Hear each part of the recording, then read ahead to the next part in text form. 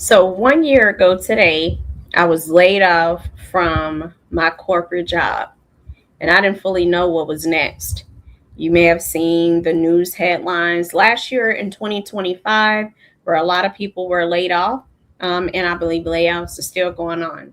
But I wanted to take some time to record a quick video to really give my perspective, about life after corporate. So, what I didn't know was that I had been building something on the side. A lot of times, there are people that are working at corporate jobs and they're already doing what I call the work. You have your corporate job, but you do have a side business or what some people call a side hustle. And being intentional and really building up that side hustle makes the difference for situations like what I was placed in, which is a layoff. So what I didn't know is that I had been building something on my own on the side. It was more like a side hustle, a side business.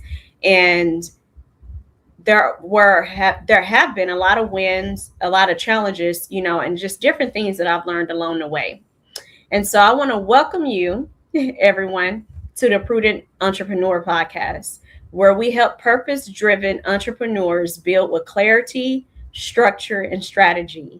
To introduce myself, I'm your host, Tanisha Prelo, and I'm the founder of Remnant Media Publications and Services. So let's get into it. So let's talk about life before my layoff. So before the layoff, I had been working in IT for close to 17 years. I have been everything from an IT business analyst, a desktop engineer, working with software, even down, to technical support and just being in the trenches, right? So really have been in every aspect or area of IT.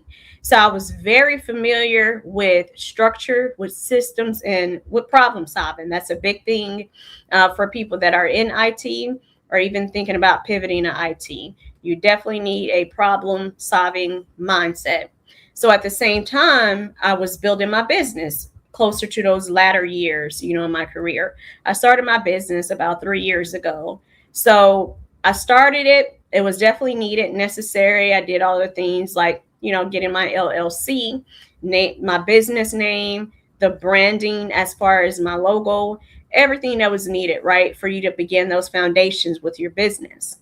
But although I had the business, I had the foundation, I had the structure, what I was missing was the level of intentionality that it takes to build out that business. Okay. And so what happened is that when I was laid off, I realized that I had something that I had been working on, but I didn't really have any structure behind it. My business was not my primary focus. And if I'm being honest, my whole mindset was very casual about my business. I was comfortable. I was relaxed at my corporate job. And so there wasn't a real sense of urgency because I still had that consistent income coming in. And that's a lot of things that we've seen happen with a lot of people now. They are in their corporate jobs and you have a great side hustle. You have something that can actually become your main business, your main job, but you're treating it like a hobby. And that's where I want to share my journey so you don't fall into that same pitfall. So while I had something built, it wasn't built to sustain me yet. Meaning when I entered into the moment of my layoff, my business was not built to sustain me because I didn't give it that same level or brain power and intentionality like I did for so many years, building up other corporations, with my corporate jobs. All right. So let's talk about the moment of my layoff. When I was finally laid off, again, like I said, it's been 1 year ago today.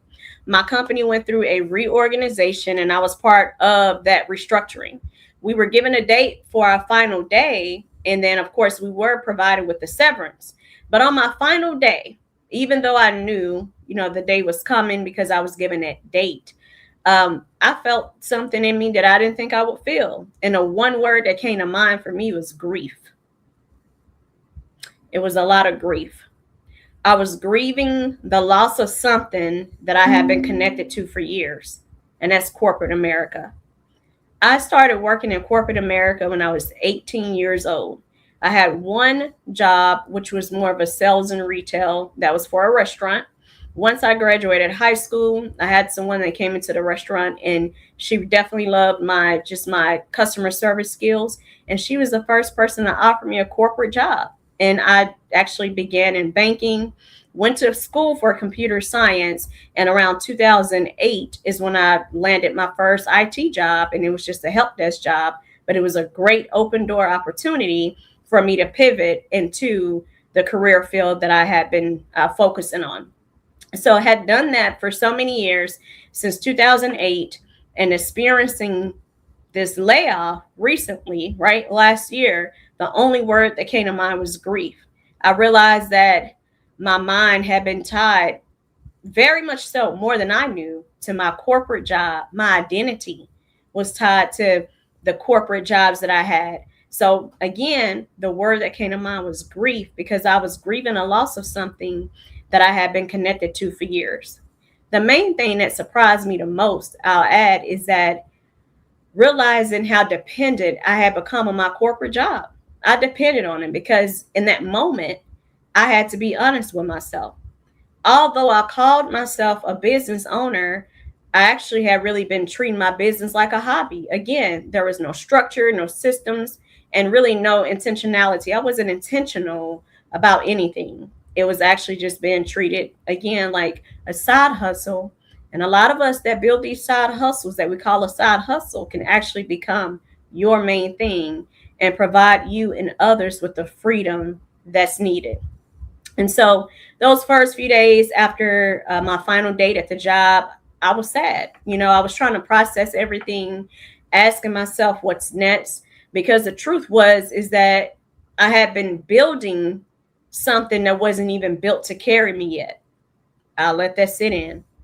I was building a business that was not built to carry me yet, meaning I'd been laid off, and the business, the sustainability of it, the systems, the structure, the clients, all those things that are needed to build out a sustainable business, I hadn't built that yet.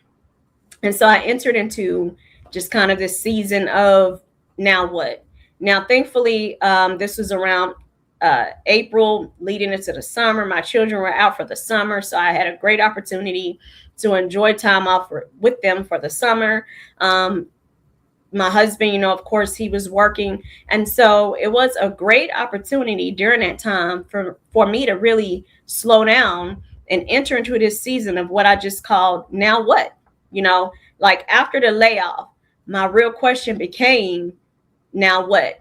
I lived off my severance, right? I started to apply for jobs, but it wasn't the same. The market wasn't the same. I've had years, again, of being in IT, and it was very easy to find a job, especially with the very skill set that I had, but it just wasn't the same. So the market, especially last year for me, felt oversaturated. The roles that were available, they were paying way less than what I, had experienced and was previously making, which was well over six figures. And then nothing really aligned, with my years of experience. So there were opportunities for me to actually take a role, right? And in some cases I did, where you can take on a job that was lower, definitely lower pay. So again, it was things that weren't aligned with the growth that I had experienced just in my IT career.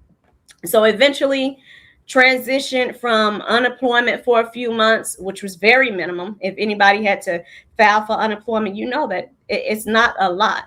But during that whole season, my now what season, that season taught me a lot.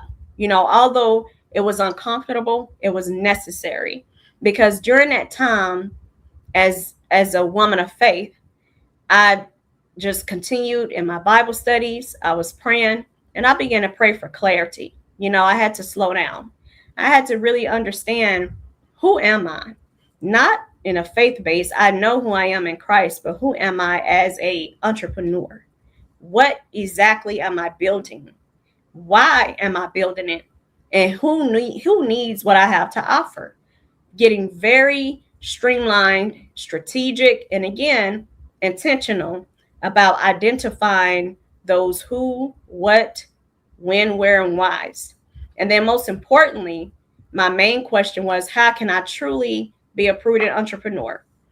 Reading about prudence in the Bible, knowing that, there's wisdom, right? Godly wisdom.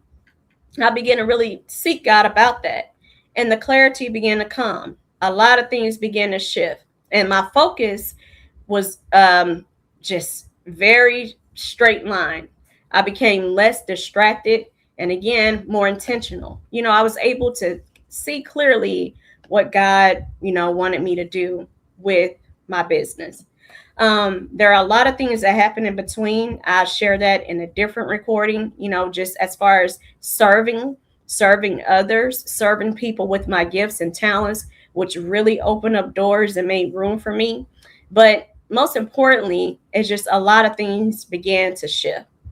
So I just remember the day that I woke up and I made a decision, really spending that clarity time with God, that I was no longer going to treat my business like a hobby, that I was going to build intentionally, and not only build intentionally, but pour into others what I've learned over these years, and even training them to become good in IT or the other services and skill set that I've learned. So let's talk a little bit about a few wins and challenges, right? Over this past year, there have been a lot of wins. I've worked with mentors and coaches that have been able to help me to get the clarity I needed. I've worked with clients to build out services, and I stepped more fully into what I know now that I've been called to do. So there have been a lot of challenges, but again, there's been a lot of wins, a lot of moments of inconsistency, moments of financial uncertainty. When you come into this space, right, and you have to actually understand financial literacy. You need to understand finances the biblical way, right? So that you can be prudent in all those things. That's what ties into being a prudent entrepreneur. And then there are a lot of moments where I had to figure things out on my own, right? Trying to figure it out, trial and error so much, but it has definitely given forth that growth that I needed. So I'll say one of the biggest challenges was learning how to build with structure, because I have been operating without it. When you think about entrepreneurship, it sounds exciting, but it will expose everything that you don't have in place. When you begin to get people on board, onboarding clients, it will expose the systems and the structures that you actually don't have. And these are the tools that you need as a business owner to be able to serve your target audience. So I just want to share before I close out just 5 lessons that I've learned, okay? And these are lessons that I've learned again throughout this journey. Remember, my business has been around for over 3 years, but I began to get very intentional with my business within the last year. And it has made a world of difference when you give your business extreme focus. So the first lesson that I've learned is structure is everything. You can have passion, ideas, and talents, but without structure, you're going to stay stuck. Okay? The second lesson is that you need systems. Systems create stability. If your business depends on how you feel that day, then it's not going to be sustainable. Because let's be honest, you have days where you don't feel like doing anything. But regardless of how you feel, you need a system in place to where you're always getting sales. You're always having people that can be onboarded. And this is a system that can work through automation. All right. The third thing I've learned is consistency is discipline. Consistency is key, is how I would like to say it. You have to show up even when it's not convenient.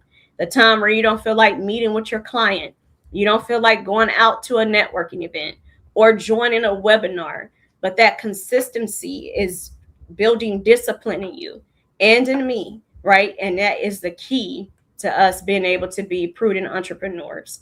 And then the last 2 things is identity. Your identity matters. For me, I had to stop saying I was a business owner and actually start operating like one. I've heard it said before, and it's so true. Just because you stand in a garage does not make you a car. So just because you do things like a business owner, but you haven't put on the entrepreneur mindset, or you haven't operated like one, then you're not a business owner. You're just a hobbyist. And finally, if you are a Christian, right, you want to have your faith and your strategy to go together. You have to build a relationship with God, not for him to give you things, but because you desire to spend time with God. And out of that, through your time of prayer and communion with God, he will give you clarity, right? He will give you strategy. And that's how you will be able to execute your business. So I'm really excited to just share this journey with everyone and to really show that this is exactly why I do what I do through Remnant Media Services, because I know what it feels like to have vision, but not the structure or systems to support it. I know also what it feels like to be in a season of where you're building, you're transitioning, or trying to figure things out. And the good thing is you actually don't have to do it alone. You can connect with us at Remnant Media Services. And this is where we help entrepreneurs, nonprofits, and many others build with clarity, structure, and strategy. So if this episode actually resonated with you, make sure that you subscribe and share it with someone who needs it. We have a lot of great things coming up, like workshops, webinars, and we also have an entrepreneur program that we're building out a course for. So I just want to thank you all for being here. Until next time, stay prudent in your purpose and execution. Have a blessed day.